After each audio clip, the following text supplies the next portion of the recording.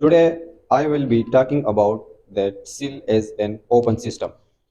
Previous video में मैंने already बताया था कि सिल और उसकी स्पेसिफिसिटी। मैंने ये बताया था कि सिल जो है ये अपने फंक्शन में स्पेसिफिक होते हैं। हर एक सिल का अपना एक पर्टिकुलर फंक्शन होता है। सिल क्यों अपने फंक्शन में स्पेसिफिक होते हैं वहाँ मैंने 3 फैक्टर बताए थे। एक फैक्टर उसमें यह था कि ये अपनी साइज की वजह से स्पेसिफिक होते हैं। दूसरा फैक्टर हमने बताया था कि ये अपनी शेप की वजह से स्पेसिफिक होते हैं। और तीसरा फैक्टर मैंने ये बताया था कि सिल में कुछ आर्गेनिल जो है वो ज्यादा प्रेजेंट होते हैं या कम प्रेजेंट होते हैं, तो इसकी वजह से भी सिल अपने फंक्शन में स्पेसिफिक होते हैं। अब हमारे पास एक स्मॉल टॉपिक है हमारी बुक में, जिसको हम कहते हैं सिल एज एन ओपन सिस्टम। अब हमें इस टॉपिक को समझना पड़ेगा। इस टॉपिक का मतलब ये है कि सिल जो है ये एक ओपन सिस्टम की तरह वर्क करता है हमारे बॉडी में। तो सबसे पहले हमें ये जानना हमारे लिए बहुत ज्यादा जरूरी है कि ओपन सिस्टम क्या है। जब हम ओपन सिस्टम को सबसे पहले एक्सप्लेन करेंगे, तो फिर उसके बाद हम आएंगे कि सिल किस तरह एक ओपन सिस्टम की तरह वर्क करते हैं। तो अगर आप देखें, यहाँ मैंने एक्सप्लेन किया है कि ओपन सिस्टम जो है ये हमारे पास क्या है। Any system that allow the exchange of matter, energy and information is called open system. वो सिस्टम जिससे हमारे पास एक्सचेंज होता है मैटर का, जितना भी मैटर है वो भी इससे एक्सचेंज हो सकता है, जितना एनर्जी है वो भी इससे एक्सचेंज हो सकता है, और जितनी भी इंफॉर्मेशन है वो इससे एक्सचेंज होते हैं। तो इस तरह की सिस्टम को हम कहते हैं ओपन सिस्टम। अगर हमारे पास एक सिस्टम है उसमें एनर्जी आती भी है और उससे एनर्जी जाती भी है। अगर हमारे पास एक इस तरह सिस्टम है कि उसमें एक मैटर जो है वो आता भी है और एक मैटर जो है ये इससे जाता भी है, या एक इस तरह का सिस्टम है कि कुछ इंफॉर्मेशन जो है ये इसको आती भी है और दूसरी तरफ इससे इंफॉर्मेशन जो है ये जाती भी है, तो इस तरह की सिस्टम को हम कहते हैं ओपन सिस्टम। हम इस सिस्टम को ओपन कंसिडर करेंगे। अगर आप देखें तो हमारी सारी बॉडी भी है जो है ये एक ओपन सिस्टम है। हम बाहर से एनर्जी को कैप्चर करते हैं और फिर अपनी एनर्जी को जो है वो रिलीज करते हैं। हम बाहर से जो मैटर है, हम जो खुराक है हम वो खाते हैं, और दूसरी तरफ हम मैटर को एक्सक्रीट भी करते हैं in the form of faeces, in the form of urine. इस तरह हम इंफॉर्मेशन को अपने सेंसेस के थ्रू गेन भी करते हैं और हम अपनी इंफॉर्मेशन को आउट भी करते हैं। तो हमारी बॉडी भी एक ओपन सिस्टम है। अगर आप इस पूरी दुनिया को देखें तो ये यूनिवर्स जो है ये भी हमारे साथ एक ओपन सिस्टम है। ये भी एक ओपन सिस्टम की तरह वर्क करता है। इसमें कंजर्वेशन ऑफ मैटर होता है, इसमें कंजर्वेशन ऑफ एनर्जीज होती है। डिफरेंट अगर आप लाइफ साइकिल देखें, वाटर का लाइफ साइकिल होता है। तो ये यूनिवर्स जो है ये ओवरऑल भी हमारे पास एक ओपन सिस्टम है। हमारी जो बॉडी है ये खुद भी एक ओपन सिस्टम है। इसी तरह हमारे साथ एक सेल जो है ये भी एक ओपन सिस्टम है, उसको फिर हम एक्सप्लेन करेंगे। ओपन सिस्टम हमारे पास क्या होता है जनरली, आप इसको एक्सप्लेन करते हैं। अगर आप देखें ये हमारे पास है एक सिस्टम, और ये सिस्टम जो है ये हमारे पास है ओपन सिस्टम, और ये हमारे पास जो सराउंडेड है ये हमारे पास इस सिस्टम की बाउंड्री है। जो भी हमारे पास एक सिस्टम के सराउंड कुछ भी होता है इसको हम बाउंड्री कहते हैं। और सिल में हमारे पास ये बाउंड्री कौन सी होती है? सिल में हमारे पास ये बाउंड्री होती है सिल मेम्ब्रेन। तो इस तरह ये हमारे पास एक ओपन सिस्टम होता है। ये हमारे पास एक सिस्टम है और ये इस सिस्टम की हमारे पास बाउंड्री है, इसको हम ओपन सिस्टम कहते हैं।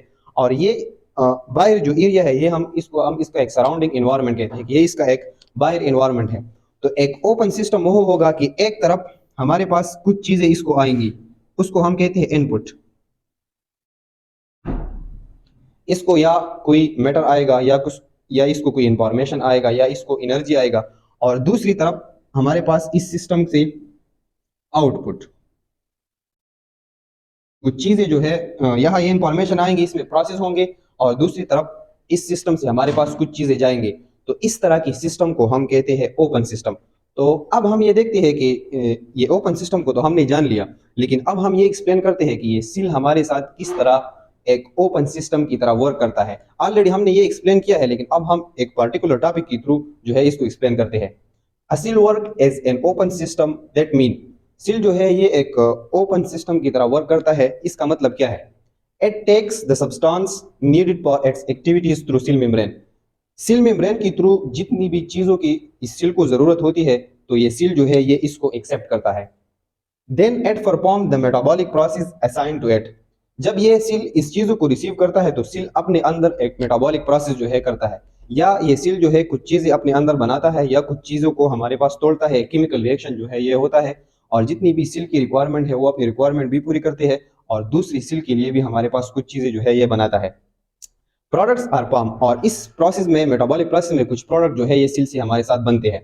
Seal utilize the product, ये प्रोडक्ट सील अपने लिए भी यूज करता है and transport them to other cell, और दूसरी सील को भी हमारे साथ ट्रांसफर करता है। तो सील भी एक ओपन सिस्टम की तरह वर्क करता है। एक तरफ ये अपनी जरूरत की चीजें जो है वो एक्सेप्ट करता है, दूसरी तरफ जो इसकी जरूरत से ज्यादा चीजें होती है या इसमें जो वेस्ट प्रोडक्ट बनती है ये उनको बाहर इन्वायरमेंट में दूसरी सील्स के लिए उसको एक्सक्रीट करता है।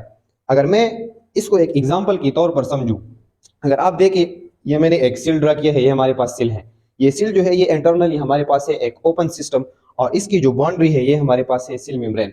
तो अब हम ये देखते हैं कि सील को इनपुट में क्या आता है, सील को कौन सी चीजें अंदर आ रही है, और दूसरी तरफ हम देखेंगे सील कौन सी चीजों को आउटवर्ड जो है एक्सक्रीट करता है। तो अगर आप देखें सील को ऑक्सीजन की जरूरत होती है, ऑक्सीजन सील को अंदर आता है, ये इसकी एक रिक्वायरमेंट है। इसी तरह अगर आप देखें सील को अंदर हमारे साथ वाटर आते हैं, सील को अंदर जितनी भी न्यूट्रिएंट्स है, अगर वो प्रोटीन है, कार्बोहाइड्रेट है, लिपिड्स है, जितना भी इसका इंटरनल इन्वायरमेंट में इसको रिक्वायर्ड है, तो सारी चीजें इस सील को हमारे साथ आती है।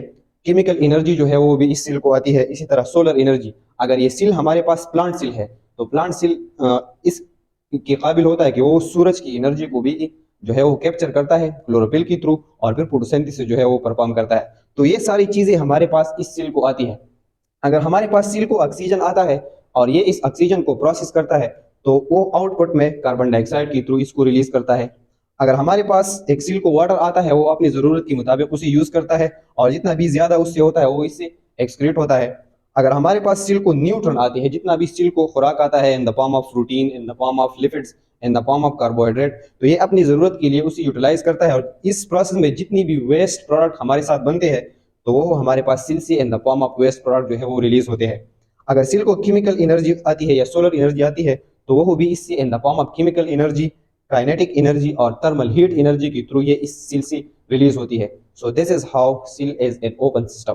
इसका ये मतलब है अगर सील को किसी भी चीज की जरूरत है तो ये अपने लिए उसको एक्सेप्ट करता है, अपनी सील की मेम्ब्रेन अपने अंदर वो मेटाबॉलिक प्रोसेस परफॉर्म करता है, उस चीज़ों को प्रोसेस करता है, और अपनी ज़रूरत से ज़्यादा अगर वो वेस्ट प्रोडक्ट है या दूसरी सील्स के लिए कुछ चीज़ों की ज़रूरत है तो उसको एक्सक्रीट करता है। तो बेसिकली इस टॉपिक का मतलब यह है कि seal is an open system, just like the human work is an open system, just like the universe work is an open system. तो सील भी हमारे पास एक ओपन सिस्टम की तरह वर्क करता है।